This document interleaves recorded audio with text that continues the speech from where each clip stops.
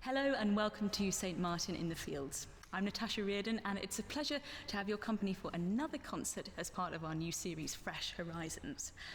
Tonight we're delighted to be joined by the Piatti Quartet, and ahead of their performance they've joined me to tell me about what we're going to hear and about why St. Martin in the Fields is so special to them. The members of the Piatti Quartet are Michael Traynor and Rebecca Chan on violins. They take it in turn to play the first and second fiddle parts. Tatsumi Nagata on viola and the cellist Jessie Ann Richardson. Piatti Quartet, hello. Hello.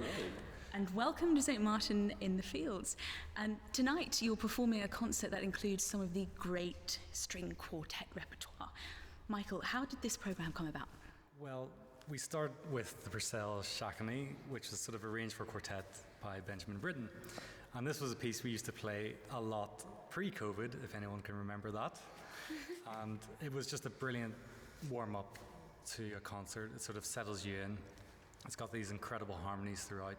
An extremely easy cello part, which is why Jessie likes it as well. A ground bass that sort of goes over and over. But it's like incredibly virtuosic writing by Purcell.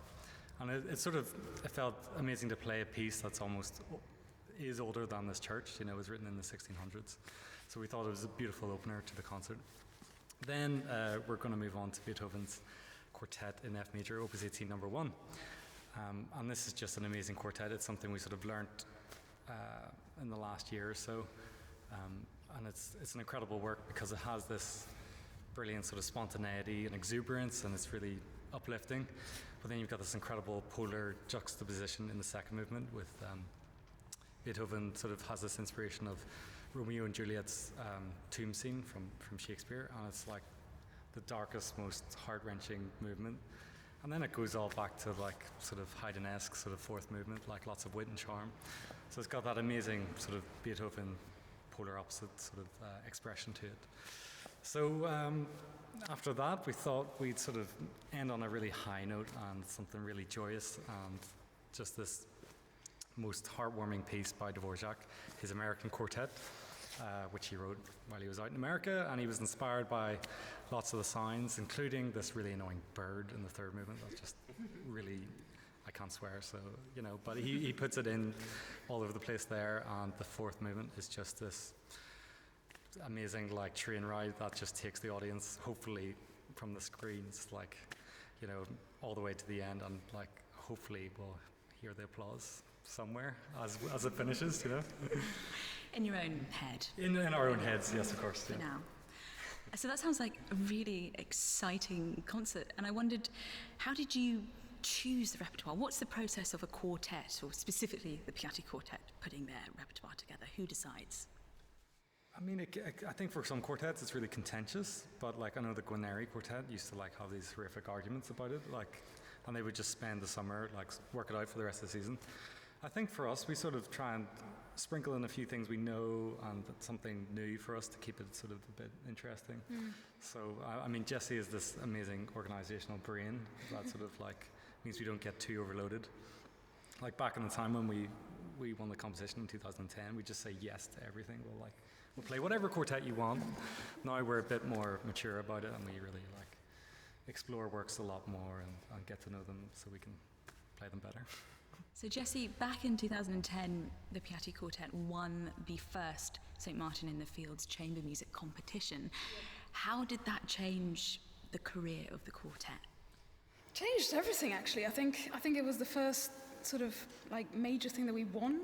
Like we'd won more little prizes and sort of things along the way, but this was like, yes, we won a competition, and it really cemented us together, I think, and also had this amazing prize at the key of concerts. Because musicians don't want money prize. I mean, concerts is the most important thing, especially at that stage in our career. So it sort of gave us loads of concerts and loads of exposure to loads of promoters. And so that was like the best thing that could have happened to us. And so it totally launched our career in this country, I think. If you could pinpoint one event, that would have been it. And so that was obviously an incredibly exciting time for the quartet. The last year has been a not so exciting time for pretty much everybody. How much performing have you done together in the last year? I mean, this is our first concert of 2021 tonight, and it's our first one in 4 months. And in the last year, we've only done one to a live audience in October, a socially distant audience, which was amazing. And it has been the hardest year of our lives, really, because we're just not used to, musicians are not used to doing nothing, because, you spend your whole life as sort of self-motivation, and it's all about, practice and rehearsal together, and actually concerts to sort of keep in shape. And so without that, it's been really, really hard. And has coming back to a concert this evening, is that a nice feeling, or are you more nervous? What are the sort of emotions surrounding that tonight? I think we're definitely more nervous, because just as you do more concerts, normally and you play the pieces more, your mental game gets stronger, because you're like, oh, we've played this now. So, and so tonight, I think it's definitely harder because of it. But it's also more exciting, because it's so nice to come back together, and actually it's been amazing rehearsing again together and actually having something to work towards. So it has been the best thing. And Tetsumi, I was just looking at you thinking how lovely it is to see people sitting together, because we're so used to people, 2 meters plus, which is brutal, although great in some circumstances. And I wondered, how have you been able to make this work? Well, obviously, as Jesse said, it's been a difficult year for everybody. Us musicians, we love playing together, especially our quartet, playing together for so many years. We're used to spending so much time together, and then obviously our last concert was back in November, end of November, so good 3 months there, which is a long time. It's exactly 4 months to the day. Is it 4 months to the day? It was 25th November, so okay. 25th. You are the organisational queen. Exactly. Yeah. Obviously, we got together a few weeks ago for the first time, and since then, really, since December, and obviously we're a bubble ourselves, because we have to rehearse together. It's difficult to distance, 2 meters apart, and especially in a space like this, it's obviously, we obviously appreciate the rules and everything like that, but to come together and just we sit very close together anyway, so we all got our tests done, and we're all fine, healthy, and it's just great to get in a room together and play this great music together. I mean, would a socially distant string quartet even work? Well, I guess it depends how good your ears are, but certainly, I guess it's we've been lucky that all the dates that we've had since last year, we've managed to be able to agree on sitting next to each other, because that's ultimately how we want to play, and so we haven't experienced that ourselves, but I can imagine being 2 meters from each other would be pretty tricky, but needs must, I suppose, and yeah. But, obviously, ideally, this is the right way to do it, and so it's nice to be able to present this to you in a natural setting, as opposed to being so far apart. Rebecca, during your lockdown, how have you coped? What's it been like musically? Have you done different things musically, discovered new things, or just put the violin away because you just don't want to see it? I mean, initially at this time last year, I sort of thought, I'm going to start making these recordings and do things on video and do all this online stuff, and like every man and his dog, tried to put some a cappella thing up that ultimately was very unsatisfying, and so much effort for so little reward, really, both kind of in terms of musical satisfaction and anything else. And just being able to, for instance, I play quartet music, not socially distanced, and enjoy other people's energy in the same room is the most magical thing. And I think I've really come to realize how important it is, both playing music with other people, but also having the energy of an audience as well. It just changes everything. And during this lockdown, this most recent lockdown, I haven't done any of that stuff at all. I think often an audience don't realize how much of a responsibility they have as an interacting I was going to say, partner. I think they think they're just listening, but to us, they're everything. They're without them, there is arguably no concert. So although this is of this time, it's not the same. We need the feedback of the audience, and you feel the audience. You feel their energy and everything in the room. So can't wait to see you all again, basically. And at the moment, things aren't quite clear. We've got the road map, and we're still sort of trying to work out what's going to happen in the next few months. what are your plans as a quartet? Have you got concerts in the diary? What are you sort of thinking about organisational-wise? Yeah, things are finally coming back in. So I think we're just praying the next season. So from September, just hoping that it will be as normal as possible. Until then, I think we're not counting our chickens really. But hopefully we can have a normal next year.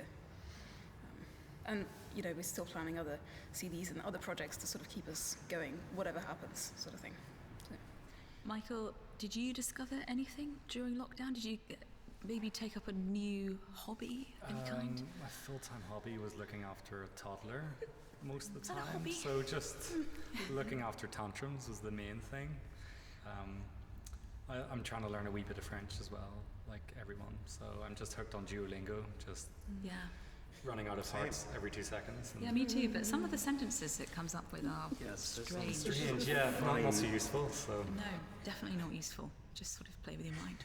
What about you, Jessie? Have you done anything unusual? Recently been doing crosswords, which is really sad, isn't it? No, it's good I for your feel like- brain. I feel that's a little bit rock bottom, to be honest. it's like you're 70 going on. And actually, this lockdown, I have always got out of the house, even if it was pouring, just to sort of have that break every day of just leaving the house.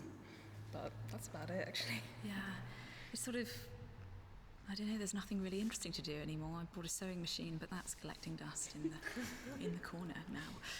I wondered, do you have any thoughts about the concept of concerts going forward? Because I think there's been a lot of talk about maybe changing things, and obviously we have to separate people. We can't have a 2-hour concert with 2,000 people sitting on top of each other.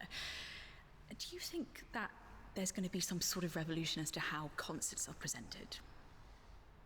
I think the 1-hour concert might be here to stay, where it's sort of like a shorter program, and maybe you do it twice, maybe you just do it once, but I think that might Which is be a quite thing. nice, actually, because often the interval can be quite a sort of, you sort of warm down, as it were. That's not the word, but so actually I think the 1-hour concert, you sort of stay more pep for it, so that's actually quite nice in a way.